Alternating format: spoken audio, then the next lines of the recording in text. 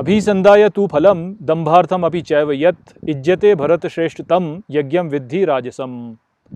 Hello friends, this is the 12th Shloka of the 17th chapter of Bhagavad Gita, and today we will understand this Shloka in detail. So let's first go over its meaning. So the Shloka says, Abhisandhaya tu phalam, which means but with the desire of fruit. Dambhartham api chayavayat, which means and for the sake of conceit. Ijjate bharat shreshthtam, which means who does, O bharat shreshtha, yagyam viddhi rajasam, which means know that yagya to be rajasic. So after describing the sattvic sacrifice, now Shri Krishna is talking about the rajasic sacrifice, and he says that when a sacrifice is performed with the desire for its fruit and for the sake of conceit, then such a sacrifice is rajasic.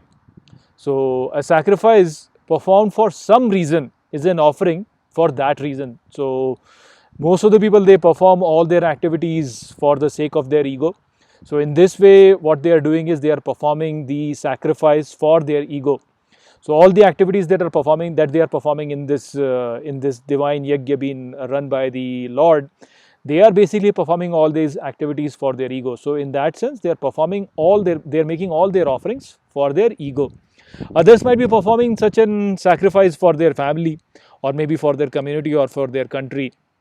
So whenever a sacrifice is performed for a certain entity, then it's basically an offering for that entity, and such a sacrifice therefore becomes rajasic, because in some way or the other, such a sacrifice is motivated by greed. For some entity, it could be any entity, but it's still motivated by greed. So only when a sacrifice is performed for no reason, then only it's an offering to the Lord, because the Lord is the one who is encompassing everything, and therefore He is the one who resides in nothing. When you do a thing for nothing, then you are basically doing it for everything. So everybody basically, when you are doing it for nobody, then you are basically doing it for everybody.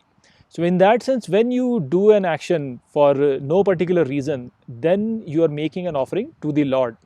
But if you are not doing that, if you are doing it for a particular entity, and that entity could be very large, it could be planet Earth, say for example, but even when you are doing it in that sense, then it's a selfish activity, and whenever an activity is selfish, it cannot be sattvic.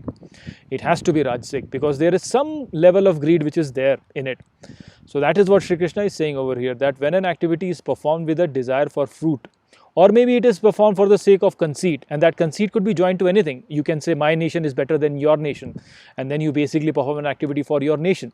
So that is also a conceit. It's a conceit at the national level, but still it's a conceit. So whenever you are performing an activity like that, then that is a rajasic sacrifice. That is what Shri Krishna said over here. So I hope that I have explained this Shloka well to you. With that, I'll close this video. I'll see you in the next video. Take care.